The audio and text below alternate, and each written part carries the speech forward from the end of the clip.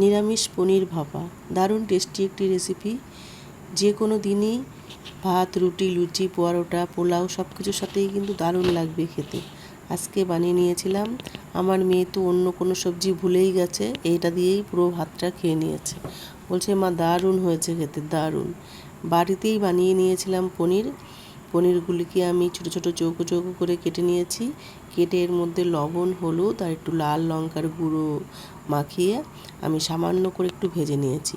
কড়াইতে দিয়ে দিয়েছি তেল, তেলের মধ্যে আমি হালকা করে একটু ভেজে নিয়েছি। পনিরগুলি আমার ভাজা হতে হতে আমি একটা মশলা তৈরি করে নিয়েছি।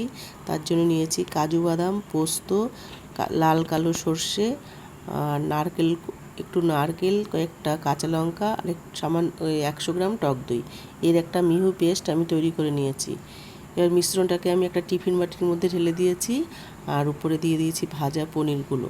পরিমাণ মতো মিক্সচার বাটি ধুয়ে একটু জল দিয়ে দিয়েছি, সামান্য একটু চিনি দিয়ে দিয়েছি। যেহেতু পনিরের মধ্যে আমার লবণ দেওয়া ছিল, তাই আমি এখন আর লবণ ব্যবহার করলাম না। উপর দিয়ে দিলাম কাঁচা সর্ষের তেল আর কয়েকটা চেরা কাঁচা লঙ্কা। তারপরে আমি দেখলাম লবণ আর একটু লাগবে, তারপর আমি আরেকটু লবণ উপর দিয়ে দিয়েছি। টিফিন বাটির মশলাগুলির সাথে পনিরটা ভালো করে মিশিয়ে টিফিন বাটির ঢাকা বন্ধ করে আমি একটা কড়াইতে একটু জল দিয়ে আমি একটু ভাপে দিয়ে দিয়েছি।